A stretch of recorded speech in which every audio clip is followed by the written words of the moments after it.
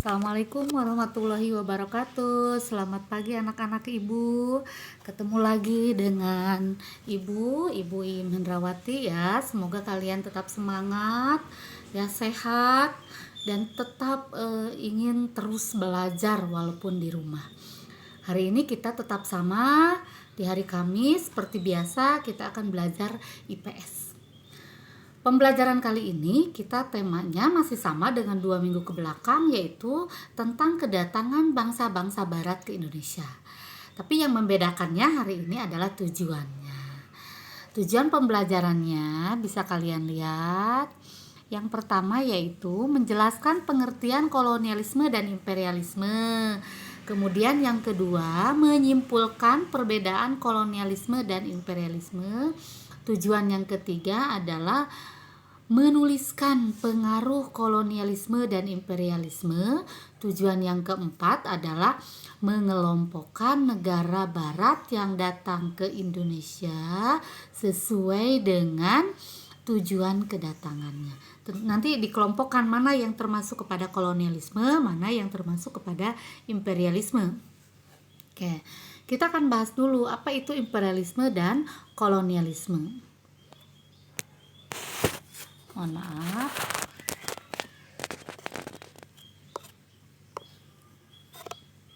Oke.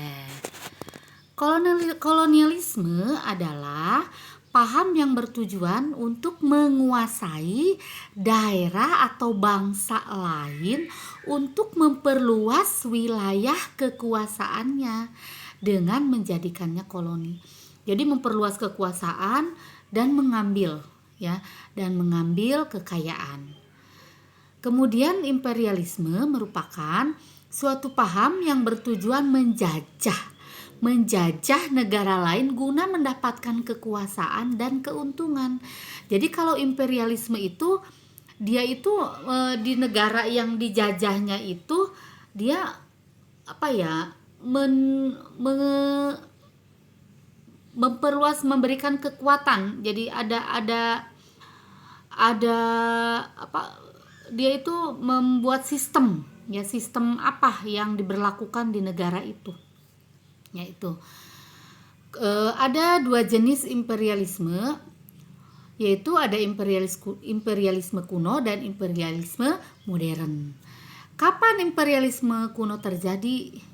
Sebelum adanya revolusi industri. Masih ingat 2 minggu ke belakang revolusi industri itu adalah revolusi besar-besaran di negara Eropa di mana ada pergantian proses produksi itu yang semula menggunakan tenaga manusia akhirnya dengan menggunakan tenaga mesin. Nah itu sehingga secara otomatis negara-negara barat itu mencari bahan-bahan baku produksi untuk proses produksinya.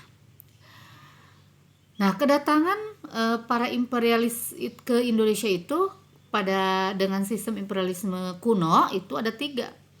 Goal, glory, gospel. Kekayaan, kejayaan, dan menyebarkan agama. Sekarang imperialisme modern. Sesudah terjadinya revolusi industri. Apa motivasinya? Motivasinya adalah industrialisasi dengan tujuan 1, mendapatkan daerah penghasil bahan baku. Yang kedua, untuk dijadikan sebagai daerah pemasaran dari hasil produksinya. Kemudian yang ketiga sebagai tempat investasi. Kemudian yang keempat karena kelebihan penduduk Eropa. Ingat, kolonial itu menjajah. Kalau imperial menjajah dan menguasai dengan sistem yang diberlakukan oleh negara itu. Oke. Sekarang apa itu perbedaannya kolonialisme serta imperialisme? Perbedaannya,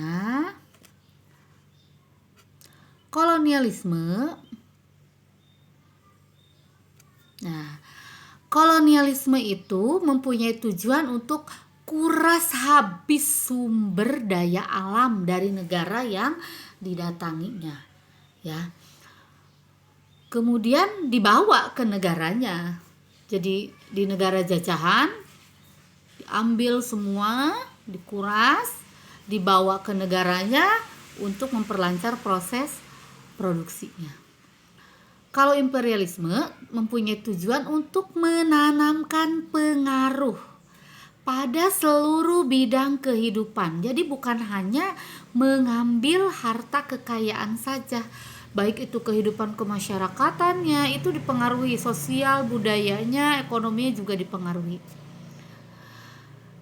Kehidupan negara yang dijajah yang berkaitan itu, ya. Kemudian persamaannya apa? Persamaan dari kolonialisme dan imperialisme adalah membuat negara penjajah menjadi makmur, sedangkan negara yang dijajah semakin menderita. Oke, berikutnya kalian perhatikan lagi slide-nya. Seperti ini skemanya. Skemanya seperti ini anak-anak. Jelas ya.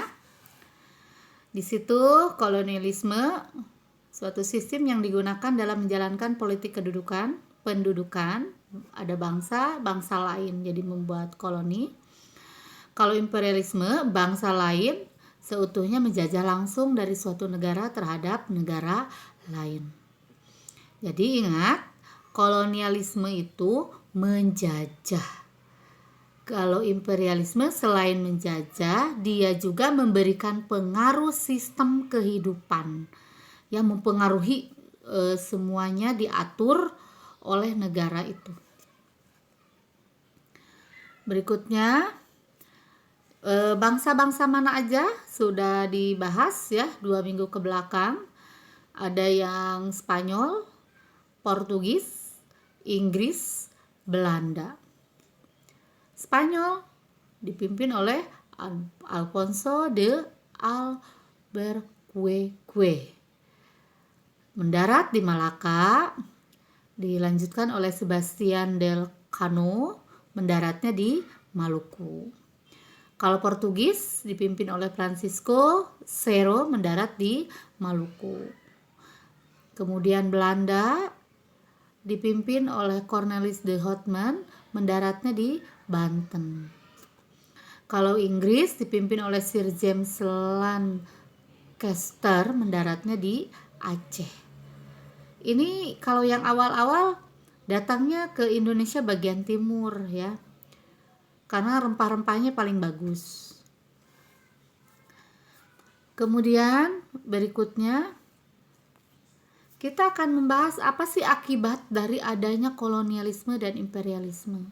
Di bidang apa? Di bidang politik, sosial ekonomi, dan kebudayaan. Di bidang politik, penjajah ikut campur dalam urusan kerajaan di Indonesia. Ingat, dulu itu kita masih berbentuk kerajaan-kerajaan. Ada kerajaan Majapahit. Ya, kerajaan apa lagi? Masih ingat? Kalian kelas 1 pernah belajar ini? Atau di SD? Demak, Ternate, Tidore, Kerajaan Banten, ya. Banyak kerajaan-kerajaan. Ikut campur dalam urusan kerajaan di Indonesia, menegaskan langkahnya ingin menguasai wilayah Indonesia dan menerapkan politik divide et impera. Apa itu Bu? Politik divide et impera itu politik mengadu domba. Jadi kerajaan ini dipengaruhi gini. Kerajaan ini dipengaruhi begini. Sehingga ada percekcokan akhirnya diadu domba. Kemudian berlakunya hukum kolonial di negara kita. Di bidang sosial dan ekonomi, masuknya sistem ekonomi uang.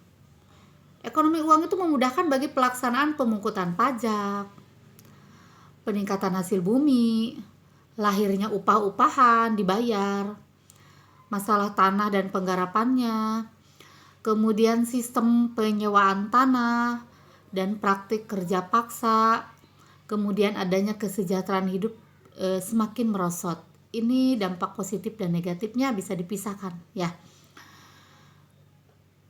Tentunya sebelum adanya negara-negara kolonial dan imperial, negara-negara barat datang ke Indonesia itu, kita itu kan sebelumnya sistem uang itu belum banyak ya, belum banyak digunakan.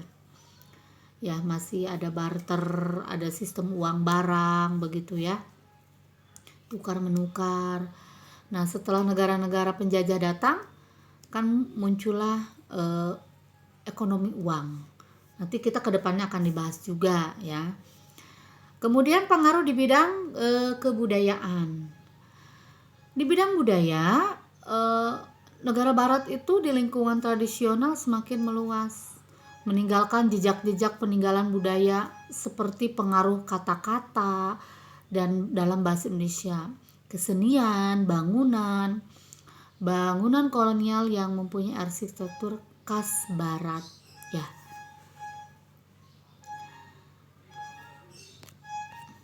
Oke. Itu penjelasan dari Ibu tentang kolonialisme dan imperialisme. Sekarang ini kalian tentunya sekarang harus menghargai adanya tugu di samping sekolah kita ya, menjaganya, karena itu bukan sekedar bangunan biasa, bukan ya. Tugu itu dibuat untuk mengenang bahwa kolonialisme itu sampai ke Bayah. Jadi bukan sekedar bikin tugu seperti itu. Tidak ada di tempat lain. Itu memang dibuat untuk mengenang masa penjajahan sampai ke Bayah. Ya, kan minggu lalu pernah Ibu itu juga ya, kaitkan dengan adanya rel kereta api, jalur kereta api Saketi Bayah ya. Itu kan untuk mengangkut kekayaan di Bayah, batu bara khususnya kalau Bayah, dan sampai sekarang juga masih banyak batu bara. Kalau Cikotok itu khususnya emas, tapi itu jalurnya ada jalur darat ya ke Cikotok ke atas ya, yang nanti tembusnya ke Pelabuhan Ratu. Nah, ingat pelayaran dari bangsa-bangsa Eropa ke Indonesia itu merupakan perjalanan yang berat. Tidak secanggih saat ini ada pesawat terbang. Mereka namanya juga pelayaran, berlayar dengan kapal laut tentunya ya. Coba kalau secanggih saat ini, bisa terbayangkan habiskah ya kekayaan Indonesia. Bangsa-bangsa barat saja berani melakukan perjalanan karena semangat mereka untuk mencapai kejayaan dan kekayaan. Di Indonesia yang sangat kaya, baik itu sumber daya alam maupun sumber daya manusia. Kalau mereka bisa, pasti bangsa Indonesia juga bisa, termasuk kita, ibu kalian, bisa. Kita harus memiliki cita-cita yang tinggi, semangat baja untuk mencapai keberhasilan, kejayaan, kekayaan. Ya, oke. Ini soal hari ini. Tulis di buku catatan dan salin kembali nanti ke Google Form. Nanti Ibu akan bagikan linknya di WA.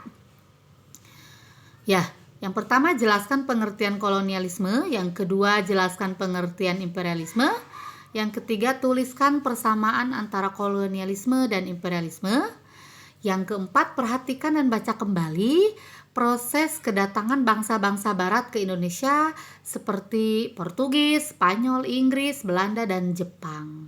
Jepang ingat pernah menjajah kita juga. Lalu kelompokkan negara mana saja yang datang ke Indonesia dengan sistem kolonialisme dan mana aja yang datang dengan sistem imperialisme. Itulah pertemuan kita hari ini. Semoga kalian bertambah ilmunya, dan yang paling utama adalah tetap jaga kesehatan. Ya, lakukan terus protokol kesehatan. Ingat kalau keluar rumah memakai masker, ya jaga kebersihan, tetap menjaga jarak, hindari kerumunan. Ya, rajin-rajin mencuci tangan. Oke, semoga kita sehat semua. Ibu juga sudah kangen kepada kalian. Kita ingin belajar di sekolah karena bagaimanapun juga belajar jarak jauh seperti ini tentunya efeknya ya buat kita itu kurang, mungkin bagi ibu kurang maksimal. Tapi bagaimanapun ini memang peraturan pemerintah tetap harus kita jalani. Semangat pagi, ingat semangat pagi. Walaupun sudah siang, tetap semangat pagi. Ibu yakin kalian adalah anak-anak yang hebat, ya, ingin mencapai kejayaan dan keberhasilan. Semoga kita sehat semua. Assalamualaikum warahmatullahi wabarakatuh.